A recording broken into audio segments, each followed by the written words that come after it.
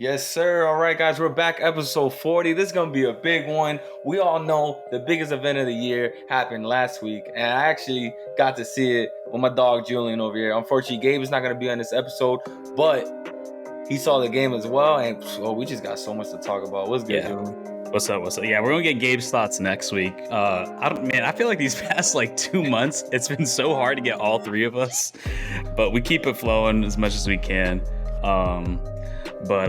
Yeah, dude, let's get into the Super Bowl. Bro, crazy. Yo, honestly, I wish Gabe was here to watch the game with us. We were literally just screaming at the TV. All I really hope for is I just wanted a good competitive game. And just like how this whole entire playoffs played out, it was another exciting one. Came down to one possession. It came down to the last drive. And, it was crazy, dude. It's been the story this whole fucking postseason is just close games. It's there's only probably 2 blowouts this entire postseason. And man, this one definitely lived up to it. I was a little worried, I'm not gonna lie, that the Rams were gonna blow them out, but the Bengals or the Bungles ended up putting up one hell of a fight. And you know what's funny too? The reason why I was kind of rooting for the Bengals this whole time, because it's man, okay, so I wanted Matt Stafford to win because I feel like he just needed it. I feel like just for his legacy and everything, I like to see Matt Stafford win it. But overall, I was wanting, I wanted the Bengals to win strictly because of fan base. Man, these Bengal fans have been waiting for this moment and been paying attention to the fucking Bengals for 40 years. Insane, dude. Fucking LA just started caring about the Rams 2 days ago.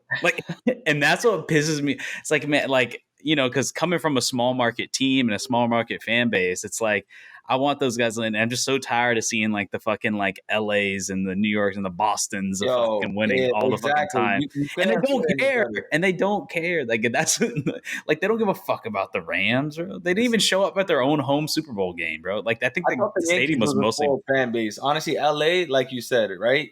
Let's start the basketball. Lakers won. They got LeBron James a couple years back, and they got AD. Boom, you got a title right there. Los Angeles Dodgers, you get Mookie Betts, right? The biggest free agent in the market. You get him over, you win the championship. And then now look, Matt Stafford, their team goes all in. Sean McVay puts all the chips in the middle of the table, and look what happens. And they just got a team a couple years ago. A couple years ago, they got a fucking team. That's why I wanted it for the Bengals fan base, man. They didn't want a playoff game in 30 years. They've been caring about this team for 40 plus years. It's man, it's a city that doesn't really win anything. It's man, they needed this, and it was just but luckily they have a bright future ahead. Who knows how long the Rams can keep this up for? But I just wanted it for the Rams fan base because I heard it was true. LA just started caring about them 2 days ago. They really did. No one gave a fuck about the Rams. It was the only people that were there were just people that were there just to be there. Yeah. Or it's LA, bro. Celebrities there in the area, or people show up just to show up. High-profile people. They go there for the Instagram photos. At SoFi Stadium, which is a fire arena. To be honest, I'd probably put. Yeah, it's fucking sick. You know what's funny though is I noticed before they did a flyover, and it's this shit's mostly indoors. I think there's windows. Yeah, but it's just kind of funny to do a flyover on essentially an indoor stadium. I just thought that shit was hilarious. Yeah, I know. Majority of it's covered in glass, see through. So yeah, I think it's it's windows, and it's kind of. But let's get into the game though. So yeah, I had the Bengals. Jojo had you had the Rams, or you just didn't care? I had the Rams all the way. I had the Rams, but I was rooting for a good game, and I was rooting for Joey Burrow, Joe Shiesty, Joe Cool. Burr, whatever you want to call the guy, because this guy has ice in his veins, man. I was rooting for him to play well, and he did. He performed. He didn't look nervous. Right, he wasn't out there shaking. Yeah, man, his composure. That was that close scare when he took that blow. To both of them, him and Matt. They both had the same as tweak in their ankle. But man, yeah, just like that composure this man Joe Burrow has is just unreal. Like when the Rams scored that TD, their final score, like he just did that face. He's like, all right, let's fucking go. He said, Like, "All right, let's and, go." and it's a shame that his like offensive line just costed him the game. They were Listen, holding their own for a while. woo, They were, but when that second half came around, like Aaron Donald just started blowing them up, and then Von Miller and everything.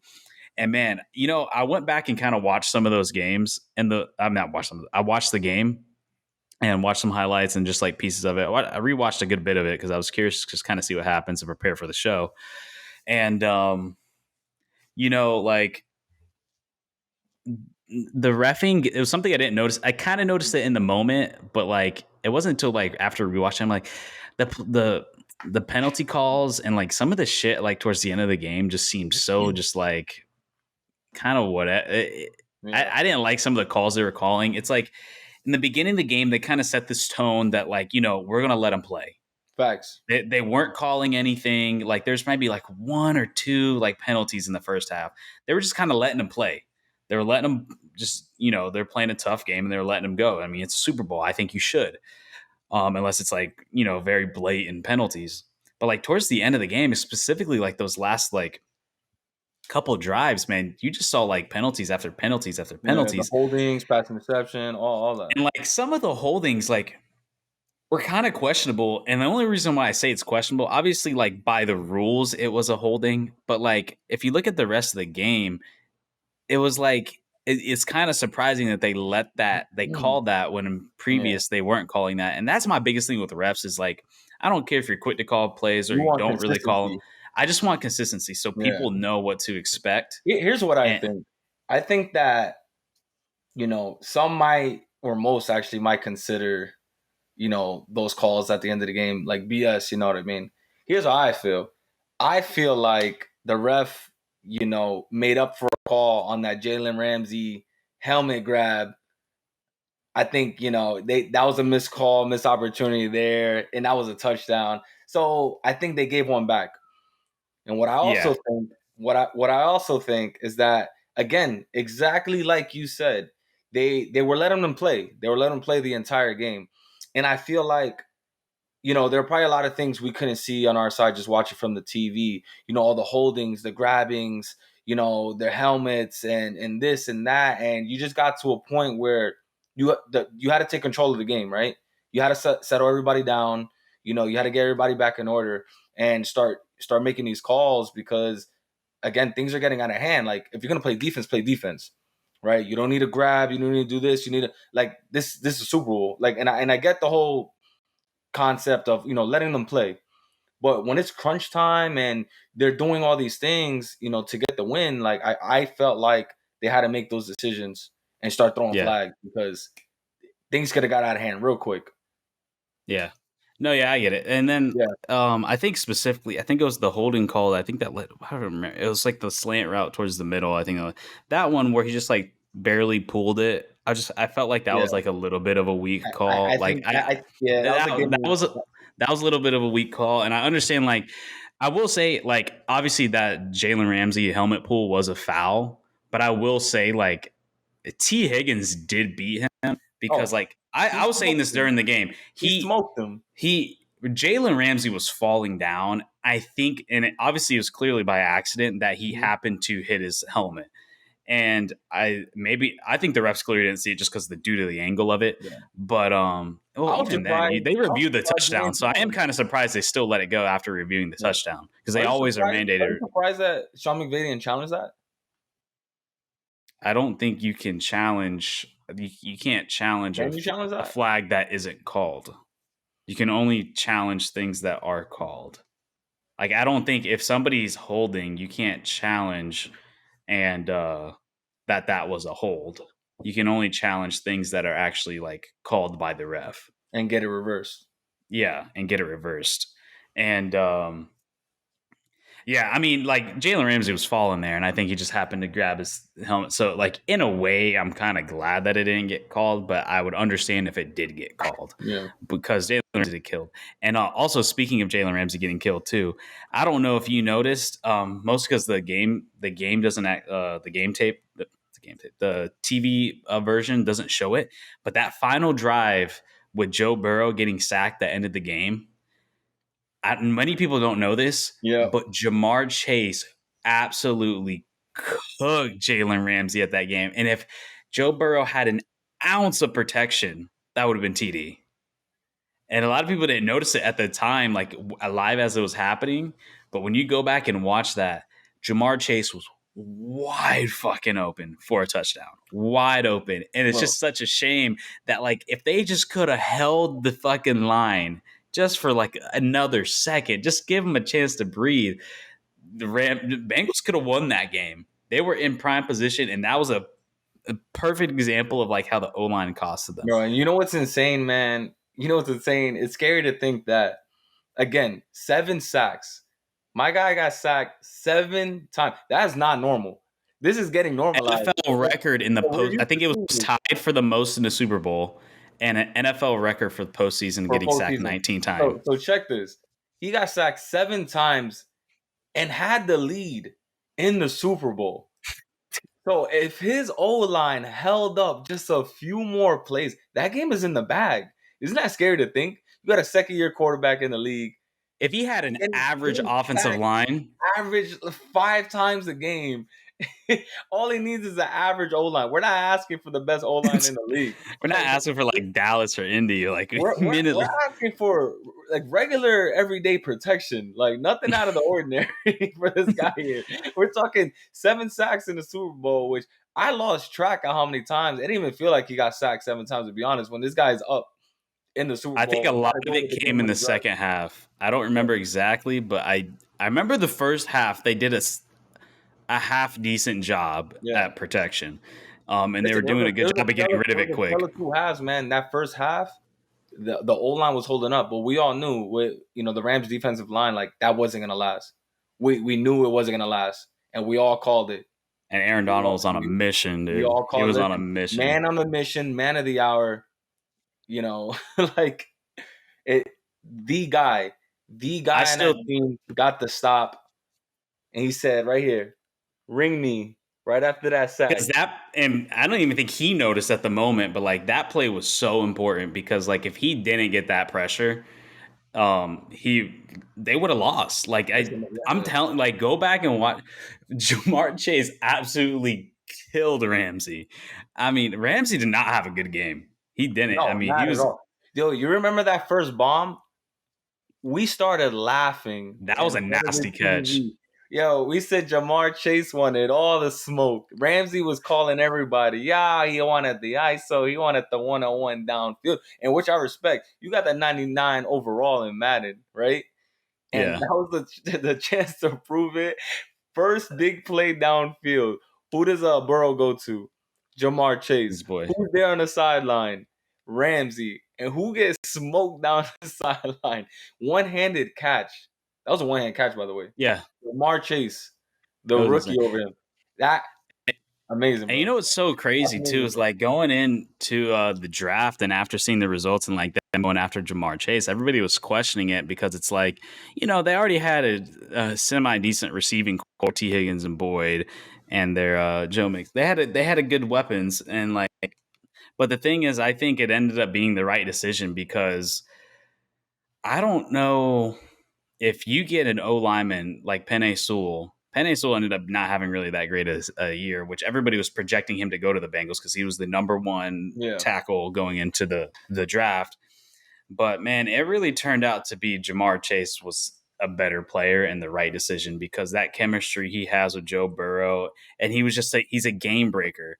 And you know what? Like, I think when you come across a guy like that, it's not very often where it ends up being the perfect situation with his college quarterback and him being an insane talent.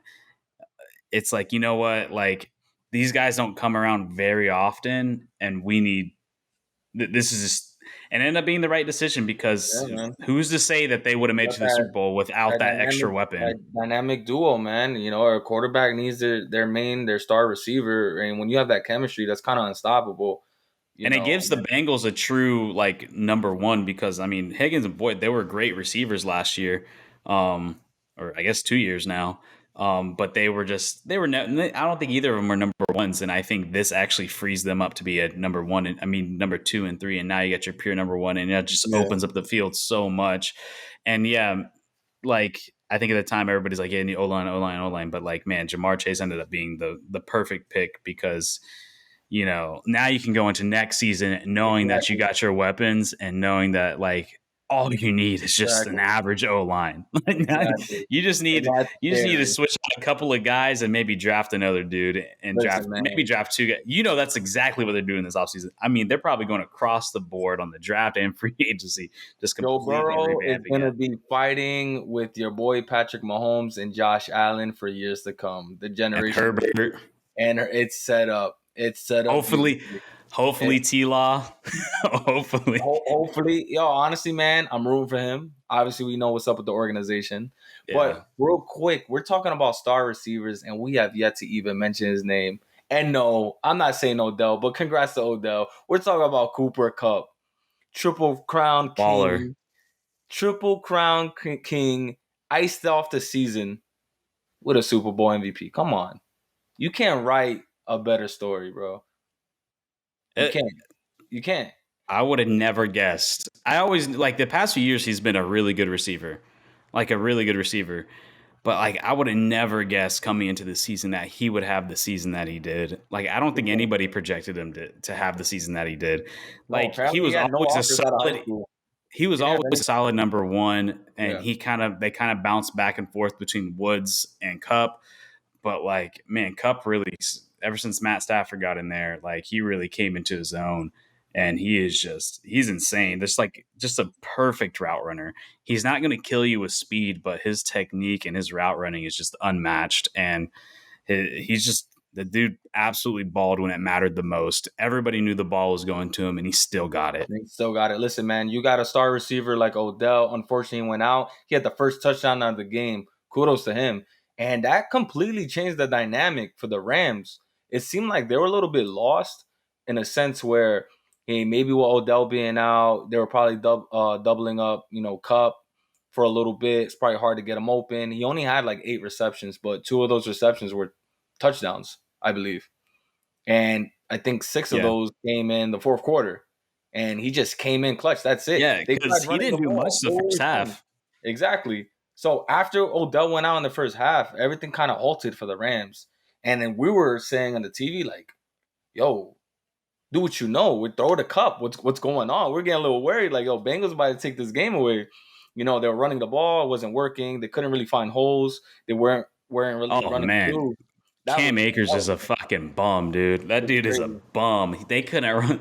The Rams couldn't run the ball for shit. And you know what was weird too is like since he was actually running the ball pretty well. They were. And I'm surprised. Obviously, we know like I've said earlier that like Jamar Chase was wide open on that play. But like leading into that, I don't really understand. You know that your offensive line is doing a better job run blocking than it was pass pro, and it's like it's 3rd and 1. You have a guy who's been killing it all game. I don't know Yeah. what his averages were per rush, but every time I felt like he got the ball, he was at least getting 5-4 yards. And I just felt like on a 3-and-1 like that, I don't understand why they didn't either run him or QB sneak. I think it was a little too far for QB sneak, but I don't understand why they didn't just go in like I formation, just pound it right up the middle with Mixon because he was killing it all game, and it did kind of surprise me they didn't do that Yeah. though. Honestly, man, like everyone preaches, defense wins championships. That's what it came down to. They got stopped on a 3-and-1 and a 4-and-1. 3-and-1 and a 4-and-1 to end the game. They could have easily ran it over. I don't know what they called in the last play, right? You say it was in shotgun formation out here. I don't know what they're doing. Just trying to go to the deep ball. At Honestly, least run on the 3rd-and-1. Like I get maybe they not the got stopped fourth at the and line one. though. They were close. They got stopped right there on the 3-and-1. Brought it down to the 4th-and-1, and man, that's it, man. Big time players make big time plays, and defense came and showed up. That was I it. think they were worried too because that play before that last one, I think Aaron Donald had a huge stop on. It wasn't actually Mixon; it was the other guy. I don't remember the name, but like Aaron Donald had a big run stuff, so he had two back to back plays to really end it because he had that big run stuff, and then he got the pressure that ended up leading to an incomplete pass or just like a little toss away. But Yeah, man, they wanted it. Well, congrats to the LA Rams, 2022 Super Bowl champs. Broncos, we're gonna be out here. We're gonna make some pretty heavy moves this offseason. I can feel it. I can feel it. It's it's coming. in We need it's a in quarterback. it's in the air. Listen, we're a quarterback away, baby.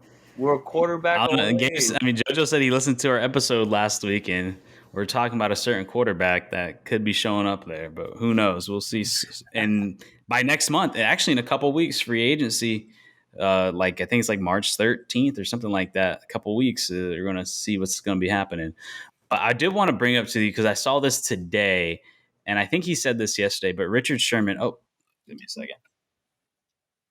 Guy disappeared. Richard Sherman just made a statement on his podcast, or he was going to talk about it more on his podcast. Something about he said that why are we talking? I'm paraphrasing, but he's essentially saying like, why should Matt Stafford be into the Hall of Fame?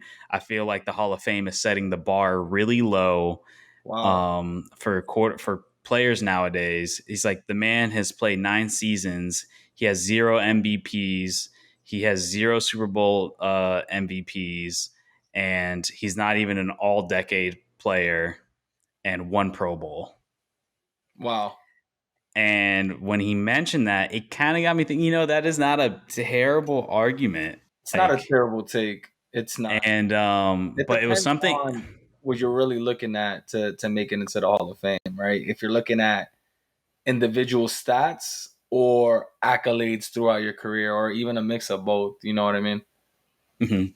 Yeah, and I was thinking about this today because I really wanted to talk about it because I thought it was interesting. And it's like, you know, I was saying the same thing I said about Phil Rivers too, like Philip Rivers. It's like I do think you got to give somebody recognition. I don't.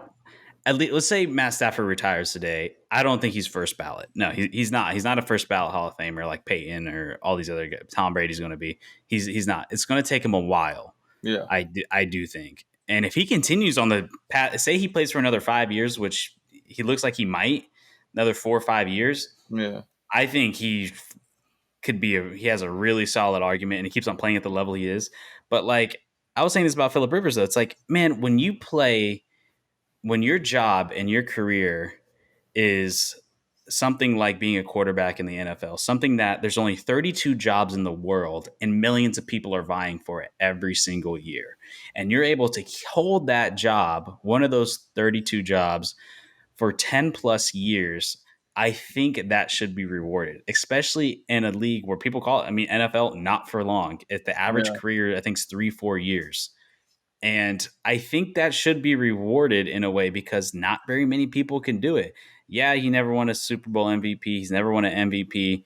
Um, he's never won a championship. But in Matt Stafford's case, he just won one. Until now. In Matt Stafford's case, but like I think you should reward somebody to like making it that long because especially in fucking Detroit, that man survived 10 years in Detroit. Yep. 10 years and nobody blamed him. Not a single soul blamed him. And he survived all those years since 2009 to finally get put in a good situation.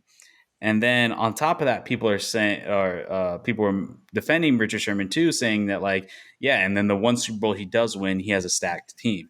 And then it's like, you got to remember too, this is the NFL. What Super Bowl champion does not have a fucking stacked team? The NFL requires to have a stacked team. The Super Bowl, I still stand by, is the hardest trophy to win on planet Earth. That shit is so fuck. The only thing that I think is comparable is the World Cup, and like, it is so hard to win, and you need all assets of your team like firing on all cylinders. And obviously, you're going to have a stacked team. Tom Brady had a stacked team, Like Kansas City Chiefs had a stacked team. Are you going to take that away from Tom Brady and Patrick Mahomes? Peyton Manning has a stacked team. Russell Wilson has a stacked team. Everybody who wins has a stacked team. So I Yeah. don't think you should fault him for that. But I do think Richard Sherman does have a solid point. It's like when you really break it down, though, it's like he does have one Super Bowl. He has one Pro Bowl appearance. He has one Super Bowl, 0 MVPs, 0 Super Bowl MVPs. He's not even an all-decade quarterback. And I think one All Pro, I think he said, Yeah, I think it was which, one.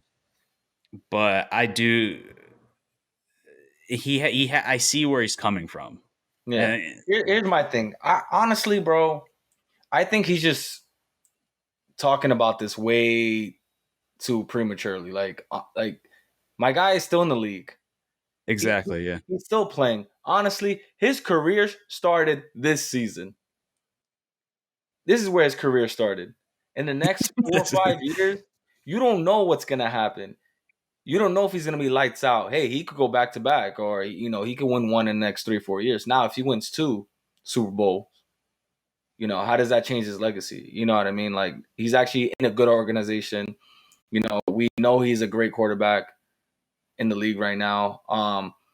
And we don't know his stats, his passing yards, his touchdowns, all of those things, his touchdown interception ratio and everything like that, or his QBR, over the last 10 years. Yeah, he was a shitty organization, but look where he's at now. He's on top of the mountain, and people love to talk when someone's on top of the mountain. Someone's always trying to bring you down, Mm-hmm. Yep. right? Right? It's not even a relevant situation to talk about right now. Hall of Fame quarterback. Hey, did he retire? Is he entering the ballot? You're just talking about the guy who won the Super Bowl. So it seems like you're kind of salty where he's at right now. Like, who's even discussing Hall of Fame? I think I don't know entirely, but I want to say Richard Sherman was responding to the fact that that the winning this Super Bowl grants Matt Stafford into the Hall Into of the Hall of Fame. Fame. All And right, I think so he was question making a for you. response to that. Yeah. So, all right, question to you then. I don't know much about this guy's career. I just know he never won a ring. Your guy Tony Romo. Is Tony. he in the Hall of Fame currently? Did he get in, or is he like waiting? Oh no, he's not. I don't even think he's eligible, but he's not getting in. If he does get in, it's probably going to be a long time. They people make it seem like Tony Romo is a Hall of Fame quarterback, and see, I don't even know. I wouldn't doubt it the way people talk about him, and I know he wasn't that great. Cowboy fans And thinks he's and I know and I Cowboy know fans he thinks hasn't. he's a Listen, I know he hasn't accomplished really almost anything. No disrespect to him. I'm just saying, like, in terms of accolades, MVPs, or Super Bowl rings, or even playoff wins. I think he has like one playoff win or something. I don't know if he has any. he has And one playoff win. I think what he does have going for him is he's had I think some passing titles and he's okay, been to a few Pro Bowls. okay, I could understand that. But people make it seem like this guy's already in the Hall of Fame. Like, that's how I felt. I didn't even know if he is or isn't, Well, because the way you people love can't Tony trust Romo. Cowboy fans. We've gone over this. You can't trust Cowboy fans. They're fucking delusional. You Yeah, can't. If Tony Romo played on any other team, he probably would have already been forgotten about.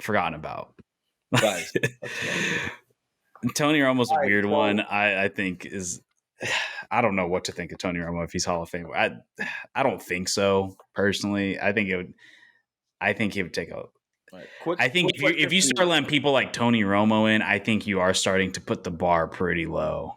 Yeah, because that'll be the popularity of his name. Because I'm not even sure if Matt Stafford goes in, and if he does, Well, it's not probably going to yet. be a long time. But Not like you yet. say, yeah, like we All said, I'm like saying is Matt Stafford still got 4 5 years. his I think 4 career years in prime. started last season. This is where his career started. Now, do Mhm. you think, quick question for you, do you think he ultimately makes the Hall of Fame if he continues to play how he is, whether he wins another title or not? If he continues on the track that he's going, what is this? This is probably what his 11th season, and let's say he plays another four more years. Let's get him at 15 years. and he plays at the level, and he keeps on continuously making Pro Bowls, and he's competitive. I don't think, like I said, I don't think he is first ballot. Yeah. I I think he could. I don't think it's completely ruled out. I think there's a good. I mean, for all we know, he could play better. But if we're saying just like if he continued the same performance, I think he could. I think it would take a long time though. I think Yeah. it would take a while, To, maybe like 10 to plus think years after his career's over. to think real Yeah. quick, right? You got guys like Cooper Cup and OBJ on your team, right? Those are stat machines right there, man. You got guys leading the league in, you know, yards, catches, touchdowns, and you have him again next season. So your stats are gonna fly up as a quarterback, passing Yeah. to great receivers. You know what I mean? Like two of the best receivers, arguably, in the league. Well, the best, Cooper Cup. I don't care what anyone says. Right now, the best receiver in the league. You don't think that's gonna, make his stats just fly out the window, man? And I also think too, what's helping him at the moment is it seems like all the great young quarterbacks that are coming into the league are on the AFC side. The Yeah, AFC is super stacked. And I think what he has going for him is that he's on the NFC. His major competitors were Tom Brady, who retired, Aaron Rodgers, who might be switching over to the AFC, Russell Wilson, who knows what happens with him.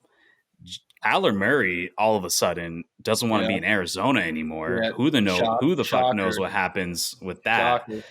You got Jimmy G.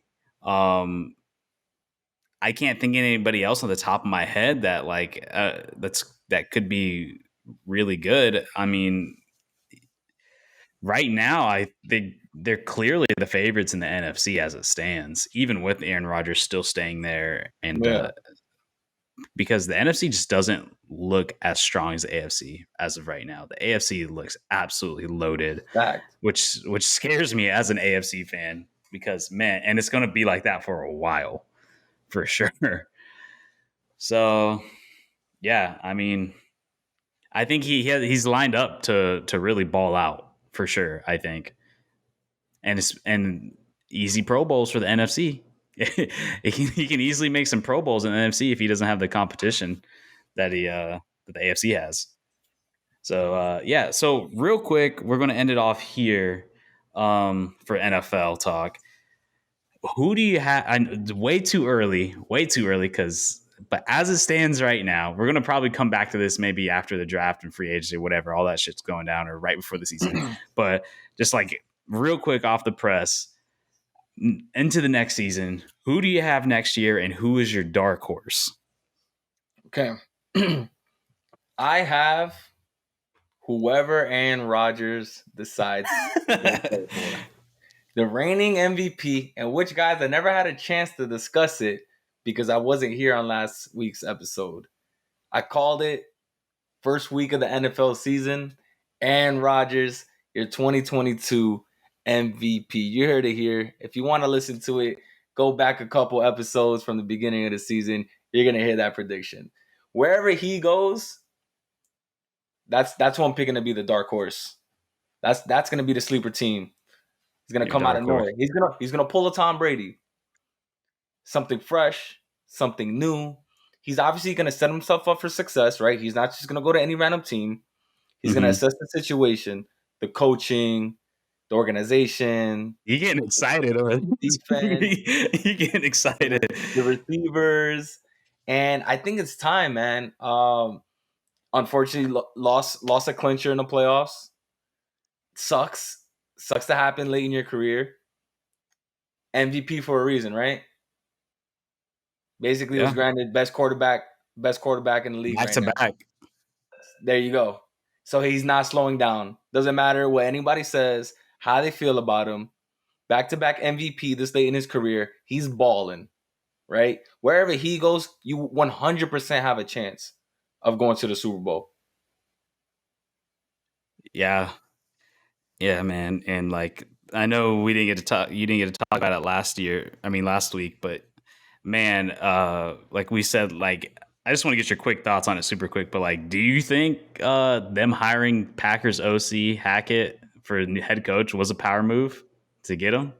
1,000%. Yeah, Listen, man, 100. it's bigger than what we think.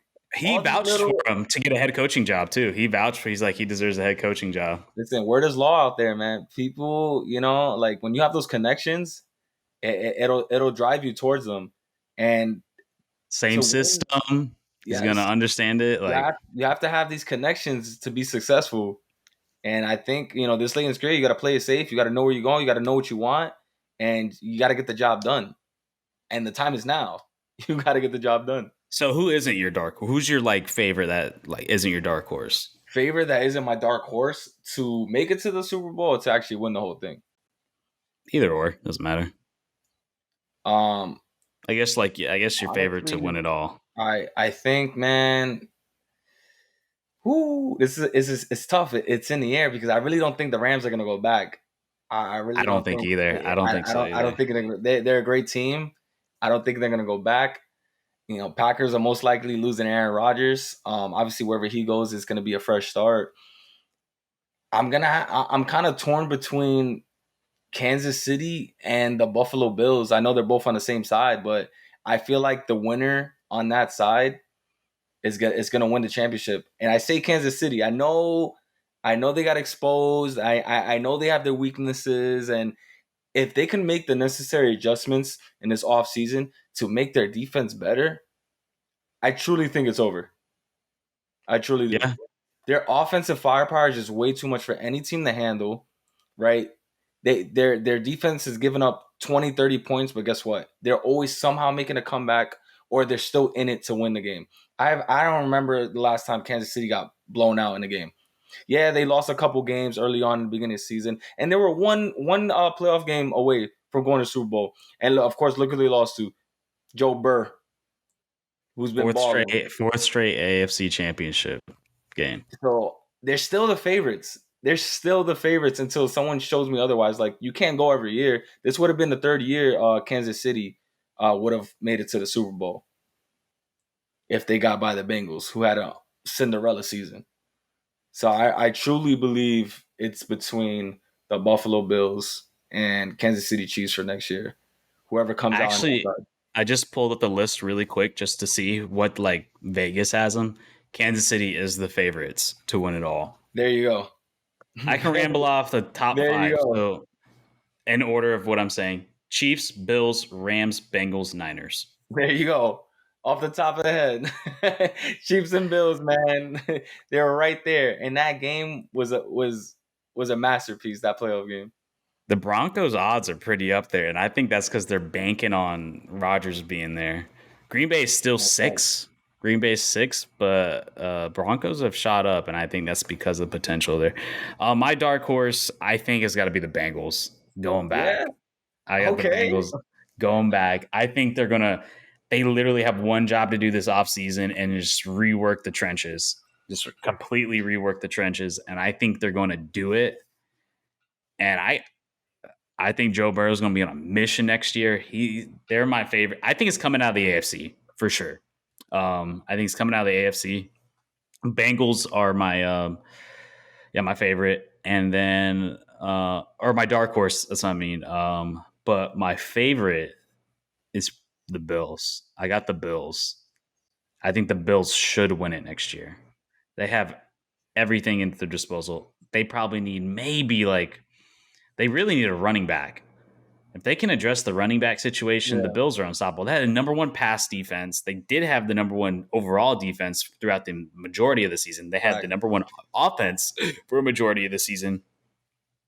If they can retain those players and keep that defense as it is, keep the offense as it is, if they could just add a fucking running back that can actually break holes, um, they can be really good. And they probably should have been in the Super Bowl, like arguably. Yep. But Yep. Bills are my favorite. I think they're going to come back on a mission. I think Josh Allen he hated that, and I think they're going to come back. And I think they really have to address the running back situation, maybe another receiver, and they're going to be there. They're like a piece and a half away from literally being the champions. I They're think, right and the there. reason why I don't necessarily, that's what the reason why I have Bills. And mind you, the Bills and Chiefs are really close. Chiefs is plus 750, Bills is plus 700. But I think the Chiefs have more work to do than the Bills do. The Chiefs have to really revamp that entire defense. They need to fix the O-line. Patrick Mahomes still getting rushed. There's Yeah. more pieces that need to be fixed for the Chiefs versus the Bills. They're ready to fucking go, and the pieces that they need is not even that serious. They could probably add some depth to, like I said, the wide receiver, and they really need like 2 more running backs to really, Right. which is you can easily get late round in the draft or pick somebody up in free agency, and same thing with a receiver. So that's why I have them. All right, so you got the Bills. You got the Bills What for do you? sure. Yeah, Bills are my favorite. Dark horse Bengals, but man, just what a year for football. It's sad that it had to come to an end, but man, this is probably one of the best years of football of the NFL season I've seen in a very long time. This was a Definitely an very good year. entertaining season, right? Even a Not mix as a between. Jaguar fan, not as a Jaguar fan, but just from like, well, I mean, also as part as a Jaguar, just like the Hey, fucking you storylines. guys went through your own journey this season. I don't know what That's what I'm happened. saying. Like this year was like from football as a whole, it was an amazing year. From a Jaguar fan, it was a terrible year. But just from like an entertainment, like story perspective, all the shit that went down. Tim Tebow almost made a fucking comeback. We probably saw one of the greatest playoff games of all time. Urban Meyer was probably the worst coach Your coach in kicking a NFL kicker. history. We probably saw one of the worst coaches in NFL history. And this, like, man, the storylines, the Bengals coming out of nowhere, Matt Stafford going to the Rams and leading them, like, who knows Hey, what's going to them happen? picking up OBJ mid-season. Like, it's Ben Roethlisberger being called a bum all year, retires. It was just one hell of it was a very Tom eventful Brady season. retiring. Quotes. Tom greatest all time retiring. Tennessee wins the AFC. Like, I mean, who the fuck? Like, how? It was, yeah, what a fucking year. And, now we got to wait, what, 9 more months, 8 more months, 7 more months till Yep. it starts up We again, have our sadly. predictions and everything But, rolling. yeah, but a couple weeks, though, we got free agency, and that's going to be a hot topic, and we'll cover it when it is.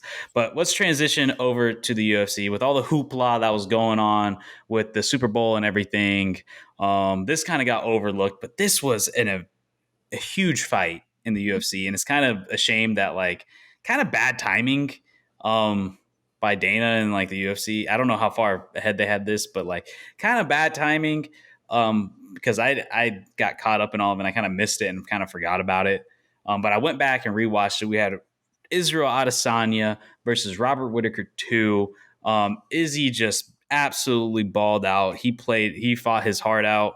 This man, every time I see him fight, he gets better and better.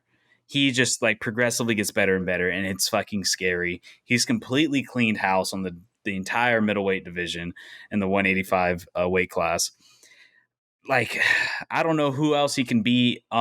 It's just he got called out in the co-main event by gosh, my mind's drawing a blank. Who won? But he's ranked Yeah. 3 right I now. was gonna ask, who's next? This guy's apparently next. My mind is drawing a complete blank next? on who it is. Who's But next? like, man, his striking is just insane. His takedown defense has just like completely went to another level. Robert Whittaker throughout the whole fight tried to take him down. He tried to replicate what he saw, what Jan Blachowicz did to him as he lost that fight when he went up to 205 to test it out, light heavyweight, just to test it out. And that was the only time we ever seen anybody with success over Izzy, and that was just because it was his first time going up a weight class, and Yeah. He's trying something out. And That's Izzy's kind of he's a skinny guy too.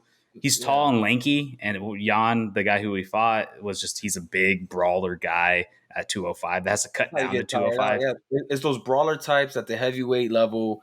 Your striking's different, your strategy's different, and still came out on top.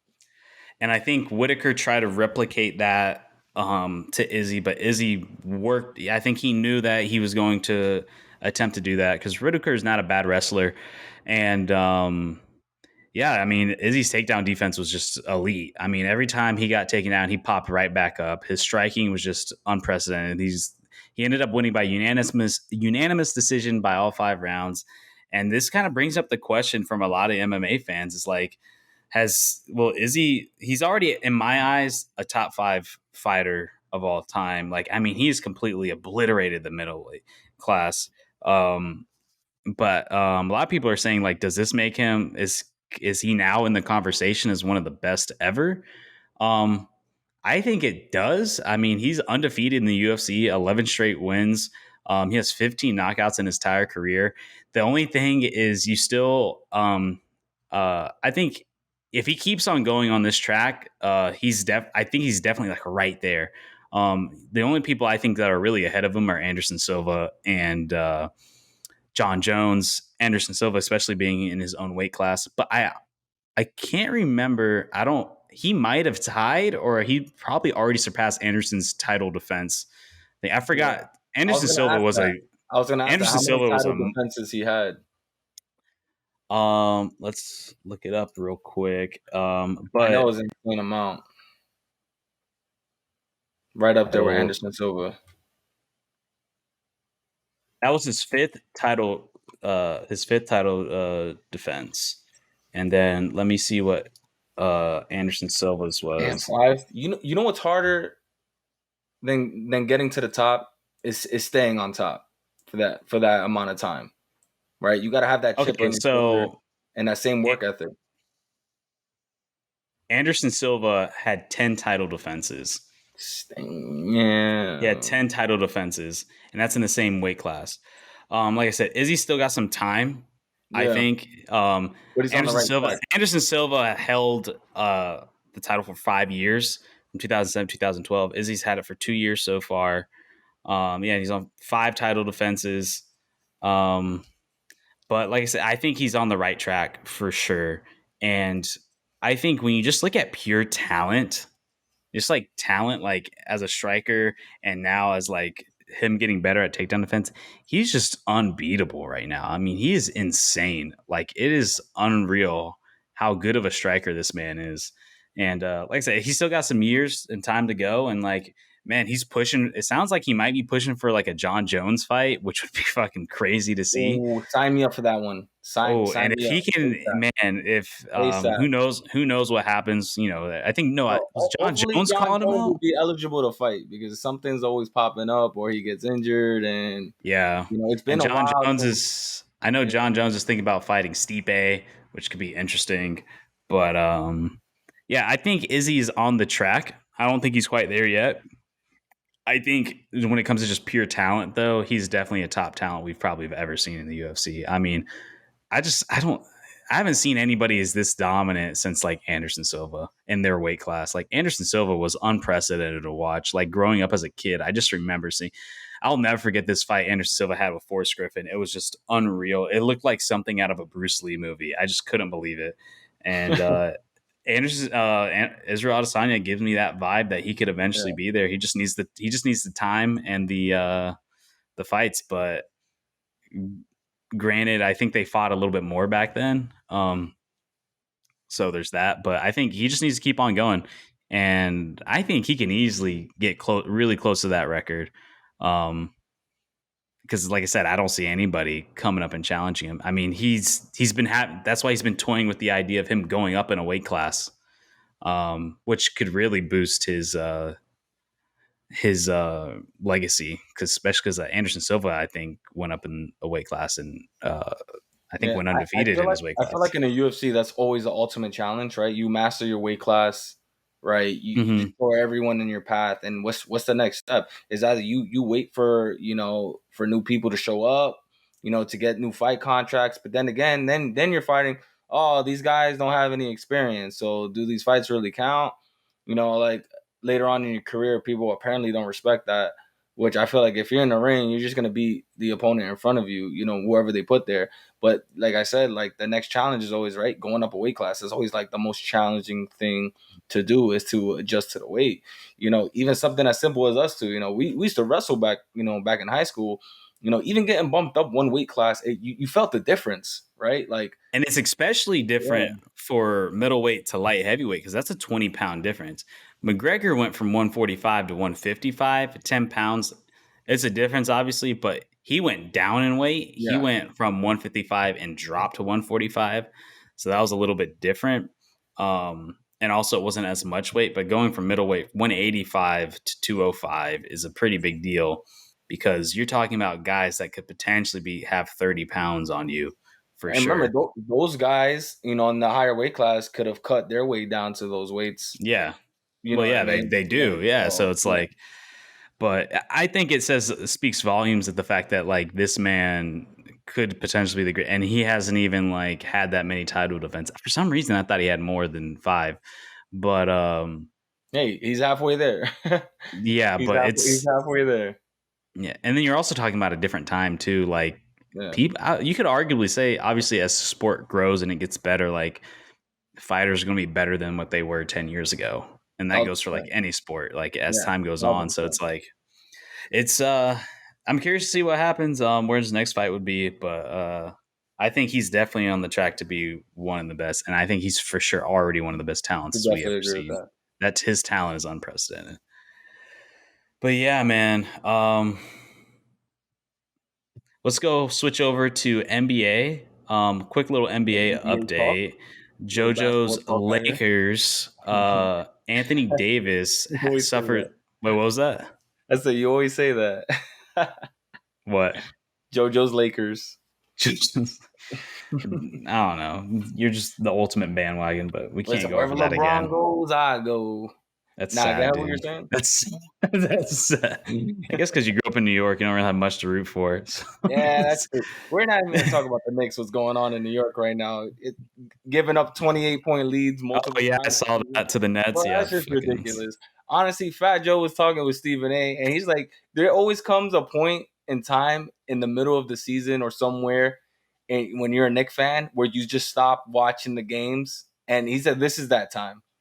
That's We it. need to We're not. stop talking We're." about He teams said, that "We're are not suck. making it past the All-Star game. This is it. Like in the last 2 weeks, I think they gave up 3 20+ point leads and lost the game for whatever reason. I don't know what's going on over there." But we know that's the Knicks storyline every single year. Yeah. We thought they're gonna make another push for the playoffs this season. They got their first playoff win last year against the Hawks, and God knows how many years. I think it was like 8-9 years. And then look at them now, which this is why we don't talk no Knicks on here. And the thing From a is, like, from a New Yorker, we don't I do cannot. that. I understand that, like, those are big markets, but like I cannot stand it when like these big media outlets talk about like these same trash ass fucking teams that like most people don't care about. Like nobody cares. I feel like every day they're talking about the fucking Cowboys, they're talking about the fucking Knicks, they're talking about the fucking Talking about the Lakers. Like Lakers. I'm just so fucking tired of seeing the same shit being talked about. Like I'm just like they're fucking trash. Like I like like we when you start becoming good, then we can start talking about you and you can be relevant again. But like I don't care what city you're in. If you're trash, you're trash. Like I don't want to hear about your trash ass fucking team. You know what they Like do? Because then they always bring up the history and the past, and they what cling on and history? hold on to that. What history does the Knicks have? Like what Play, history do Playing at the Garden is probably the only thing we they can have a ever talk history of positive getting their about. shit slapped by everybody. Like that is literally their history. Same thing like the Jets and the Knicks are the Jets of the basketball world. Bro, They're just they known have for way being too much terrible. money to be this. I don't understand. Where's the root? What is the cause of all this? All this bad luck. It just happens You are the sometimes, most dude. profitable Management, organization in all of sports. management, What is going ownership. on? Bro, it's insane. Yo, something's gotta change. Someone's gotta retire. Somebody's gotta quit. You guys Dude, make they money even out try to there, bring in fucking you know. Phil Jackson, and Phil Jackson couldn't even save that Bro, fucking team. that made the team even worse. That made the chemistry. Phil Jackson was in the news every other day talking about he don't know what he's doing, or they don't. Oh, we're trying to triangle offense. Like you're not doing that with that squad in those years. They ran him Yeah. out of office, bro. And here's Just like another Magic team. Johnson, they ran him out of office. He quit after 1 year. Guess what? The Lakers won the following year. How does that make you look? The thing is, like, and like, the only instance where I see like player front office people that end up like doing something, or even coaches. Like, I mean, I feel like you see it in all sports. People that were coaches or players that go into the front office almost never works out. The only instance where I've ever seen where it semi has worked out is John Elway. That is the only instance where I've ever like seen it. Like majority. The thing is, you're taking these people who've never been in this position. That is a completely different role. That takes a whole other talent in itself, and you're putting in there just because of the name, and you expect them to do well, and they almost never do well. It's just it's so rare. Like, especially, it's one thing if they took the time and the effort to learn how to coach or learn how to be in the front office. But like, you're just throwing a guy who just like was just doing this, and you just throw him into this role and expect him to do well. Like, what do you expect is going to happen? It's going to be a fucking shit show. He's never done it before. Like, it's just because they were good at one thing don't mean they can do this. Don't mean they could be a scout and like, it's weird. But going to another team that probably gets talked about a little too much is the Lakers, and Anthony Davis goes down again after being gone for, I believe, 17 games or 20 games or something like around there. He goes down again with a nasty ankle injury. Right now, I have the stats up with the Lakers with and without Anthony Davis this season. So with Anthony Davis, they are 17-20. Without him, they are 10-11. So they are below 500 with and without them. Damn. So look what we just stated there, man. The key word right here is consistency. And after the Lakers, had that title run, we all thought AD with that performance level was going to be a top 5 player in the league. He should be top 5, 100%. And it's he should be the best player in the league. He's having the D Rose effect right now, and it's sorry to say, yes, his injuries aren't as gruesome, but man, your best availability is you got to be able to play, man. Like if you're not playing and you're getting injured, it's ruining team chemistry. The best stability is availability. There you go. Heard by the wise man Julian himself. Yeah, but you know what I'm trying to say, and it's just like your team chemistry, it sucks, right? You're supposed to be top 5 player in the league. You're supposed to be top 5 seed Lakers right now. And we're not even going to get into the whole Westbrook thing, but strictly talking AD, the team, they need him. They need him. Offensive threat, defensive threat, passing threat, just his presence on the floor. And you saw what happened. He literally just got back 2-3 weeks ago from an injury, and boom, right out the gate, dropped a 20 plus, 10 plus rebounds a game, off rip, like he never left. Yeah, I mean, you can't buy championships, man. It is an absolute utter disaster that they're 27-31 with the amount of money they have tied up in those old motherfuckers. They're 3-7 in the last 10 games. It is just atrocious. And I mean, well, they won last game before the All-Star break, so hopefully they're 15-19 in their conference. Yeah, they're 9-18 away. Their home isn't so bad. They're 18-13 at home. Here's what I predict. As long as 9-18 away, bro, that is bad. That's terrible on the road, man. And they lose back to back. They'll go 3-game skid, 4-game skid after a win or two, and you're not gonna have a great seed performing like that. But I think that if Westbrook performs better, and I'm not talking MVP Westbrook, we just need average Joe Westbrook, because obviously of the way he's been playing. LeBron's been balling. Some of these younger guys been stepping up, Malik Monk, and others. Westbrook should have stayed in Washington. He should have stayed there. Yeah, he was playing so well over there. You got to go for the title, man. I get it end up blowing up in his face. You got to go for the title. Hey, you take a risk like that. I just don't understand why KD don't get that burn, because look what happens to that Brooklyn Nets team. Completely dismantled. Obviously we're talking off pure performance. He's getting that disrespect because of how he's performing, which is, hey, man, they're going to call you out if you're playing like that, especially in LA. So he deserves the criticism. Now, it's up to him to go ahead and react to it and adjust to the situation and just play better. Again, so what is it for MVP Westbrook? So when you watch those games, what is it like? Are they just slow? Are they they're not making shots. Like their shooting percentage is off. Like what their defense, they can't defend. Like what exactly is their biggest pain point right now? Because I don't really watch Yeah. them. I don't really care to watch them too much. Honestly, it's their defense and just fourth quarter action. Just All right, slow. and Westbrook's been getting a lot of criticism because it's crunch time, like, you know, giving up the turnovers or making bad passes or shooting up bricks or missing layups. And a lot of their games aren't really blowout games. If you look at it, they give up leads as well. They're losing by 2, 3, 4 points late in the game. Crunch time free throws. It's basically crunch time, I feel like, and their defense ain't just holding up. Yeah, But it's who knows. I don't think they make it to the playoffs, man. I don't think it happens, especially without AD. not I even don't like the think they make seventh it. seed. Not even like the seventh seed. I mean, they're I right think there, they're gonna get into that like 7, 8 that seed. that what the new shit that they're doing now. Yeah, the plan. The Yeah, I think plan. I they'll think at least make the plan. they're at the plan. I mean, but Because I feel like for me, like they would have to go on a run, they man. can't get any Like, worse than this. They can't play any worse than this. I really don't think so. I mean, you're missing your top player in a crucial part of the season. Like, this is getting to the point where it's like you need to start winning. And Yeah, I'm but looking at their schedule right he hasn't now. really been available majority of the season anyway. So look at the position they're in without him.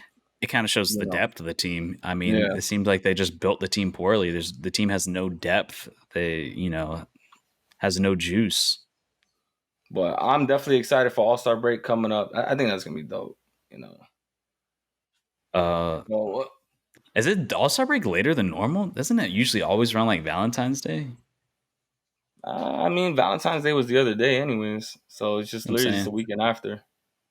I guess so. I guess it just pushed it back a week because I remember it usually always being around the time. But who knows what the Lakers would be? But want to call it a show? That's it. Let's wrap it up. It's a nice episode. Shout out LA Rams, 2022 Super Bowl champs. Crazy NFL season. I know Julian's counting the days, till the next one. This guy's excited. He's never taken off that jersey. Yeah. I'm switching to soccer for now on. Now that soccer season's about to start. We got baseball season on the way. Spring training starting next month. I'm excited for that. You can hear all the Yankees. Holdouts over? Let's go. Real Fans Podcast. Find us on Instagram, YouTube, Spotify, Twitter, Facebook, all Apple Podcasts, everything. Like, anywhere follow, where you share. get podcasts. Get it. We got the reels. Have a good one, guys. Episode 40.